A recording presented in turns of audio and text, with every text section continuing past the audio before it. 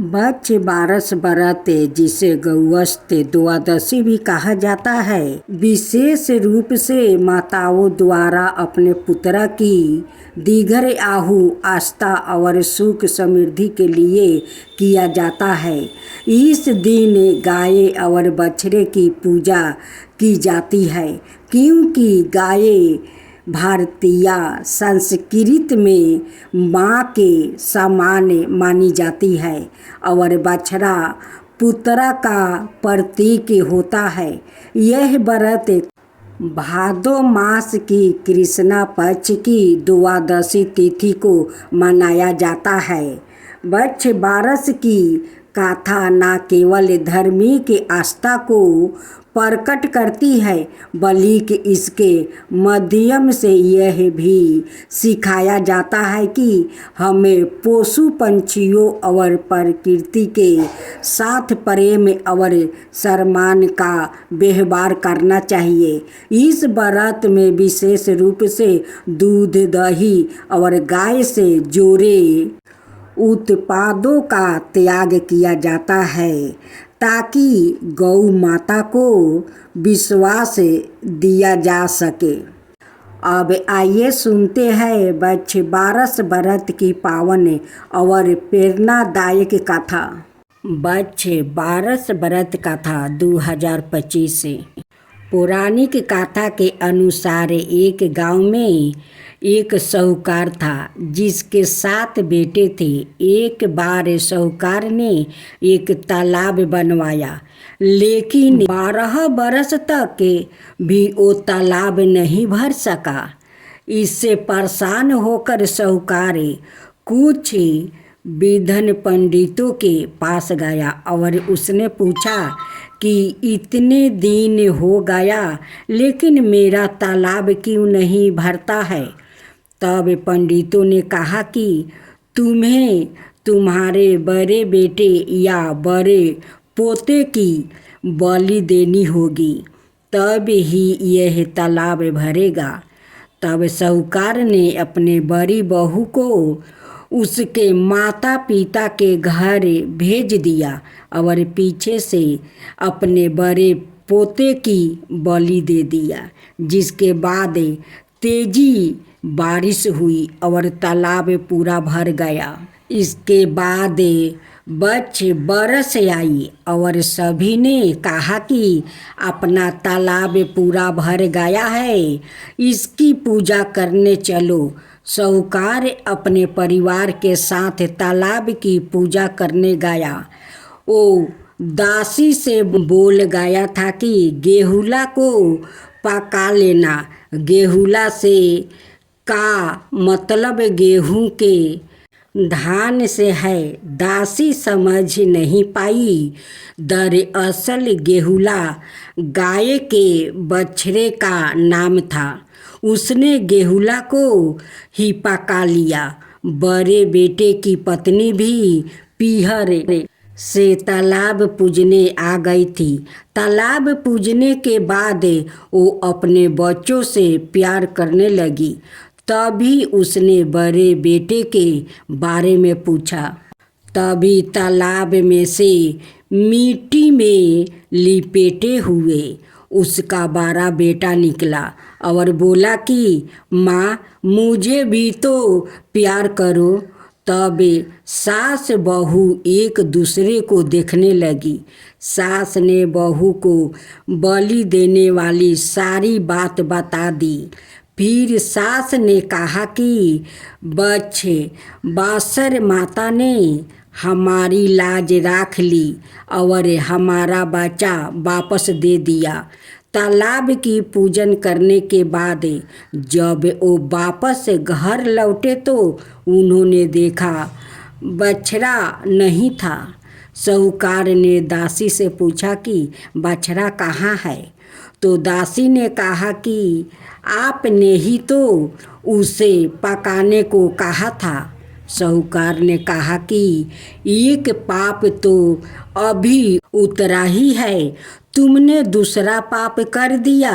साहूकार ने पका हुआ बछड़ा मिट्टी में दबा दिया। शाम को गाय वापस लौटी तो वो अपने बछड़े को ढूंढने लगी और फिर मिट्टी खोदने लगी। तभी मिट्टी से बछड़ा निकल गया। साहूकार को पता चला तो वो भी बछड़े को देखने गया।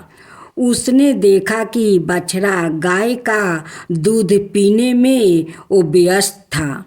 तब साहूकार ने पूरे गांव में यह बात फैलाई कि हर बेटे की माँ को बछड़ बासर का व्रत करना चाहिए और तालाब पूजना चाहिए। हे बच्छे बासर माता, जैसा साहूकार की बहू को दिया वैसा ही हमें भी देना। कहानी कहते सुनते ही सभी की मनोकामना पूर्ण करना। इसके बाद गणेश जी की कहानी कहे। अब गणेश जी की कहानी श्रवण करें।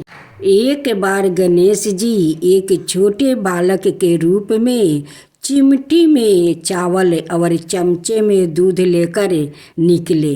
वो हर किसी से वो कह रहे थे कि कोई मेरी खीर बना दो, कोई मेरी खीर बना दो।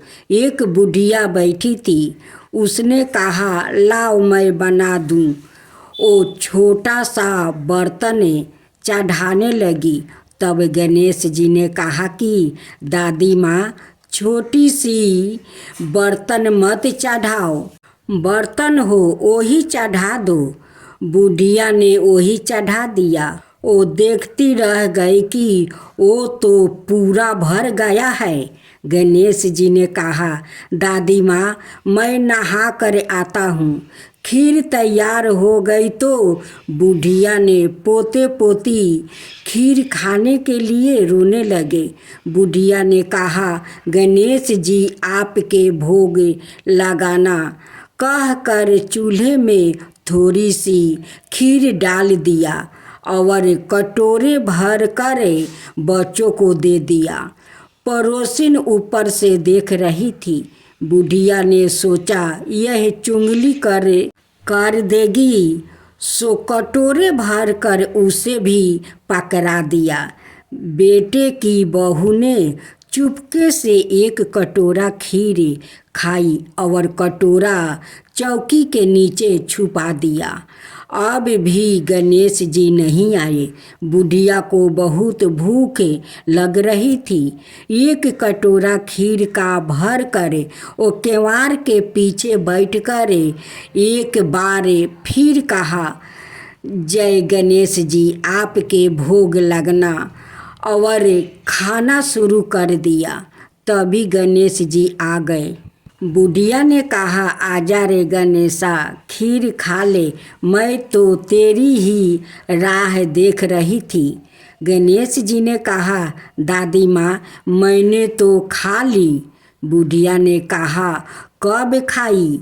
गणेश जी ने कहा, जब तेरे पोते पोती ने खाई तब खाई, जब तेरी पड़ोसिन ने खाई तब खाई, जब तेरी बहू ने खाई तब खाई, और जब तूने खाई तो मेरा पेट पूरा ही भर गया। बुढ़िया ने कहा, बेटा, और सारी बात तो सच है, पर बहू बेचारी का तो नाम मत ले। वो तो सुबह से काम में लग रही है। उसने खीर कब खाई? गणेश जी ने कहा, चौकी के नीचे देख, जूठा कटोरा पड़ा है। तूने तो मेरे भोग तो लगाया, वो तो वैसे ही खा गई। बुढ़िया ने कहा, बेटा, घर की बात है, घर में ही रहने दो, बची हुई खीर का क्या करूं? गणेश जी ने कहा, नगरी जिमा दे। लोगों को न्योता दिया तो सब हंसने लगे। बोले, कल तक तो खाने का पता नहीं था, आज नगरी जिमाएंगे। फिर भी लोग आए और ठाठ से जिमे, नगरी जिमा दी। तब भी बर्तन पूरा ही भरा था। राजा को पता लगा तो बुढ़िया को बुलाया और कहा, क्यों बुढ़िया, ऐसा बर्तन तेरे घर अच्छा लगे या हमारे घर? बुढ़िया ने कहा, राजा जी आप ले लो। राजा ने खीर का बर्तन महल में मंगा लिया। लाते ही खीर में कीड़े मकोड़े, बिच्छू किलकिलाने लगी और दुर्गंध आने लगी। राजा जी ने कहा, बुढ़िया बर्तन आपस ले जा, जा तुझे मैंने दिया। बुढ़िया ने कहा, राजा आप देते तो पहले भी कभी दे देते। यह है बर्तन तो मुझे मेरे गणेश जी ने दिया है। बुढ़िया ने बर्तन आपस लिया। लेते ही सुगंधित खीर हो गई। घर आकर बुढ़िया ने गणेश जी से पूछा, बची हुई खीर का क्या करूं? गणेश जी ने कहा, झोपड़ी के कोने में खोद कर गाड़ दे। उसी जगह सुबह उठकर वापस खोदेगी तो धन का 2 कलश मिलेंगे। ऐसा कहकर गणेश जी अंतर्ध्यान हो गए। जाते समय झोपड़ी के लात मारते गए तो झोपड़ी के स्थान पर महल हो गया। सुबह बहू ने खुरपा लेकर पूरे घर को खोद दिया तो कुछ भी नहीं मिला। बहू ने कहा, सासू जी थारो गणेश जी तो झूठे हैं। सास ने कहा, बहू हमारो गणेश झूठा तो नहीं है, लाओ मैं देखूं। यह सुई लेकर वो खोदने लगी तो टन टन करते 2 धन का कलश निकल आया। बहू ने कहा, सासू जी गणेश जी तो सचो ही। सास ने कहा, गणेश जी तो भक्ति भाव के भूखे हैं। ए गणेश जी जैसे तुमने बुढ़िया को दिया वैसा ही सबको देना। कहानी कहने वाले, हुंकार भरने वाले, कहानी सुनने वाले सबको देना। जय गणेश।